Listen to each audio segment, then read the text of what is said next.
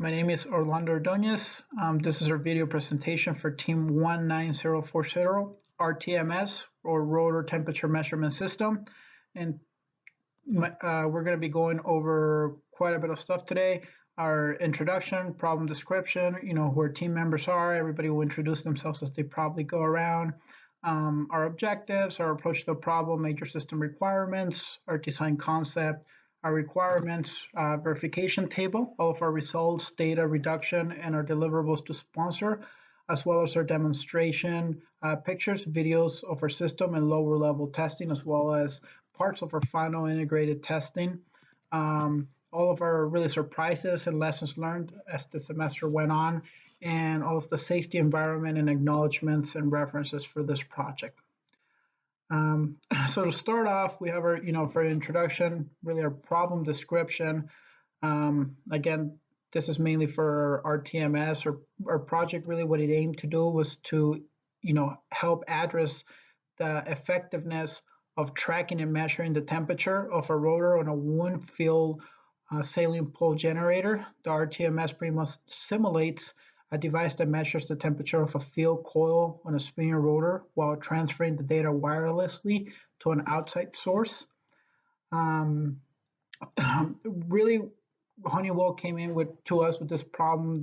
What they're currently experiencing is trouble with measuring the temperature in their rotor, where parts keep overheating and deteriorating. So again, the company is looking for really a cheap solution to be able to track temperatures in their engines while being able to capture the side energy and make this energy power the system and become self-sustainable. Again, we'll keep introducing our team members as we go. My name is Orlando and I am the team lead. And our objectives, really what we're really looking to do, right?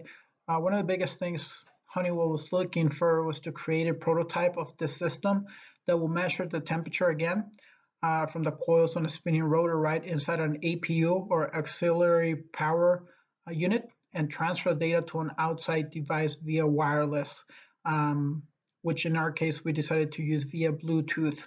The system also again needs to capture that side energy and harvest energy from the rotor and store it to keep the system running when electricity shortages occur. Our major requirements, right? The concept demonstrator should be capable of taking the output from a thermocouple or RTD attached to a field coil and transmit the data via wirelessly, what we call our DAS in our system. So we have quite a bit of constraints, and we'll be able to talk about those here as we go along. But one of the biggest things is that we were almost put in a position where we can only use thermocouples. We couldn't use infrared sensors or all different ways of measuring temperature because of the way Honeywell has their format structured. So we're pretty limited in a lot of areas. The rotating system shall again harvest energy from time varying magnetic fields as well, originated from the generator stator, which the stator was provided from Honeywell Aerospace.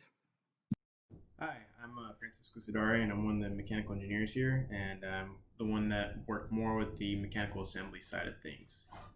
So here in slide 8, it shows our approach. Basically, what we did is we wanted to build upon what the previous team already did for us, and that was to pretty much create a new system that was self-sustaining. And to do this, we had to redesign the annular ring, so that way we would take out the battery core and instead put in the energy harvesting system within the annular ring. Now we'll talk about that in later slides. And another thing we had to do is we had to incorporate a PMG stator that was provided to us by Honeywell. This PMG stator also needed to have a stand that I had to create myself, so that way it would stay there stationary inside the rotor itself without having to spin with the rotor. Hello, I'm Jay. Hope you guys are doing well. Today I'm going to be talking about the temperature measurement system, which is inside the RTMS, and this will be powered by the EHS. On this slide, you'll be able to see on the middle side of the slide, the microcontroller that we use, the Adafruit Feather 32U4, we use this because it's lightweight and is able to transmit messages through Bluetooth. To the left of that, bottom left, we have the Adafruit Max 31 amplifier, 316085. And the purpose of this is that it will be able to read accurately from the RTD the temperature measurements within plus or minus 0.5 degrees from room temperature to 100 degrees Celsius. The requirements we needed to meet was that one, and then we have another requirement of transmitting the temperature measurements every less than 1 second. This slide you can see the various layout that we did in the wiring diagram. This looks very similar to how it looks like inside the annular ring. On the next slide, we'll go and show you guys the layout of the software components that are inside the Adafruit. And so we have a few header files dealing with like the SVI, which is the protocol for transmitting the Bluetooth information from the Adafruit to, say, your phone or tablet. And then on the right side we have the GUI from the Adafruit Feather app.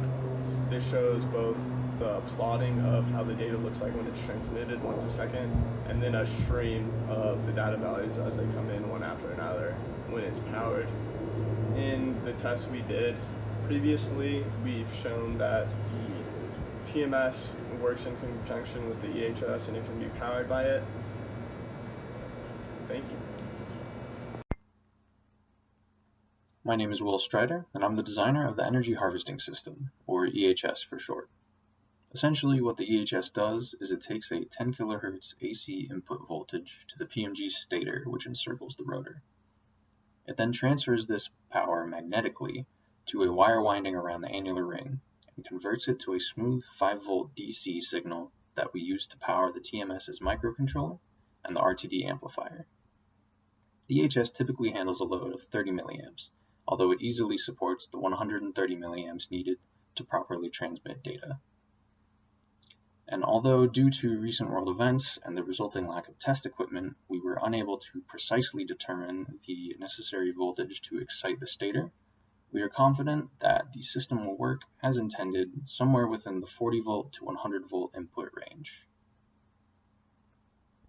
Hi, my name is Rachel Moses. I'm one of the mechanical and analysis engineers on this project. I performed the structural analysis for the annular ring using ANSYS. In slide 12, you can see the maximum shear stress plot of the annular ring prior to the 100 degrees Celsius being applied to the system. And in slide 13, you can see the maximum shear stress on the annular ring with the temperature applied to it. With a little bit of research, I found that PLA material parts printed with nozzle size 0.06 millimeters to 0.3 millimeters were able to withstand a stress of 38.7 megapascals to 68.7 megapascals. Our annular ring was printed with nozzle size 0.4 millimeters. From that, and our maximum shear stress being 44.67 megapascals, we concluded that the annular ring is able to withstand this stress. The deformation from these stresses can be seen in slide 14. This is also prior to the temperature being applied. And in slide 15, you can see the maximum deformation with the temperature applied. And the overall maximum deformation of the annular ring was under half an inch. So even with these stresses, even though the annular ring will not fail, it will have a deformation of under half an inch. Hey, I'm Gage Driscoll, and I'm the systems engineer for the RTMS. You can see outlined as our conceptual design, wherein the different subsystems of our entire rotor temperature measurement system are contained, and their relationships depicted. Specifically, the temperature measurement system here in the top left in green, the data acquisition system in the top right in blue, and the energy harvesting system in the bottom left in yellow.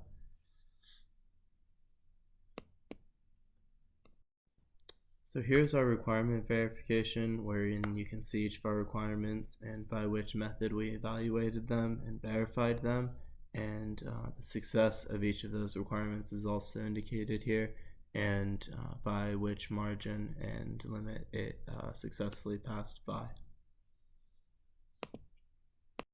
So overall, we were able to complete the necessary components of the rotor temperature measurement system, with the temperature measurement system and the rotor itself all being assembled.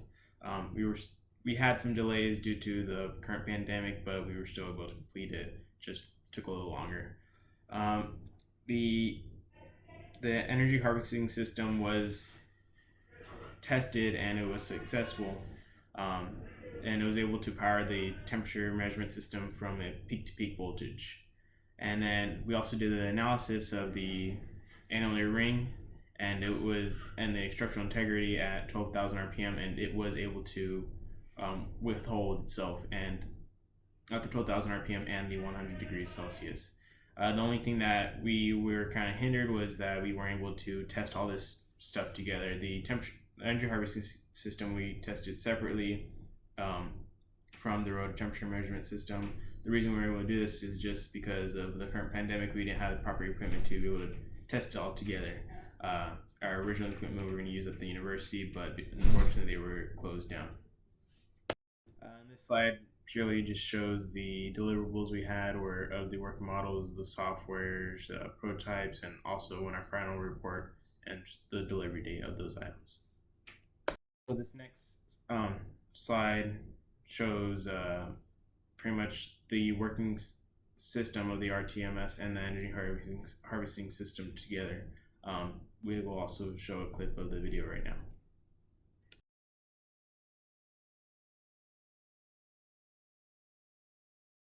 And then here is another video of just our prototype while we were testing it.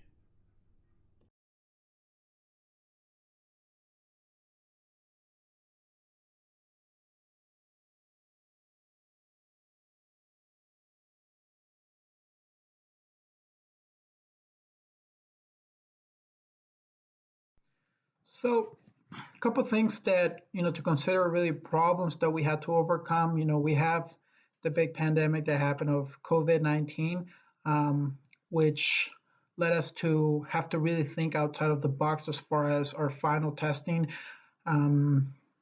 It came at a time that we had already done a lot of things and we were ahead of schedule, but it still hindered our process as far as doing final testing and not being able to have enough function generators to really power our system and do our final test the proper way we would have liked it to be done. So if we're talking about problems to overcome, that's probably the biggest problem that we overcame, finding different ways of troubleshooting around that and still being able to do a pretty good test where we pretty much checked off all of our requirements in a final test, even though it was not done under ideal conditions. Kind of stuff that we learned around the process as well. Always buy more resistors than one initially thinks. You always need more, resistors, capacitors, all those little electrical gadgets. You can never have enough, and they're really cheap. So just buy more. Leave as much money in your reserve as possible. That's another thing that I think we did very well. We left quite a bit of money in our reserves, which allowed us to be able to have, wiggle around and find different options and purchase different items to be able to make sure that we properly delivered our project.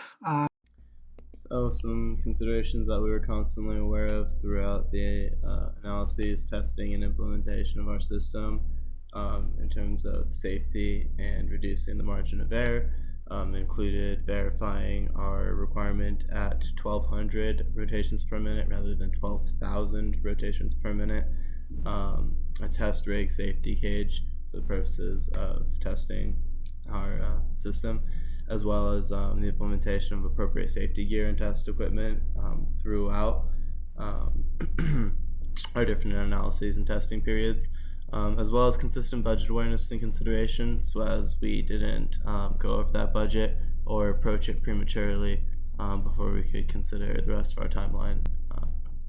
We just wanted to say thank you so much to everyone who helped us along the way. We wouldn't have been able to do any part of this project without a great number of resources and a great network of people helping us get those resources. We'd like to thank Honeywell Aerospace, our sponsor, as well as Mark Brazier, our mentor throughout this program. The UA Senior Design Program in general, thank you very much. UA Catalyst Studios for letting us utilize their printers and printing spaces. UA Libraries similarly for letting us utilize many of their resources. And thank you guys all so much, and for a great year. This has been amazing.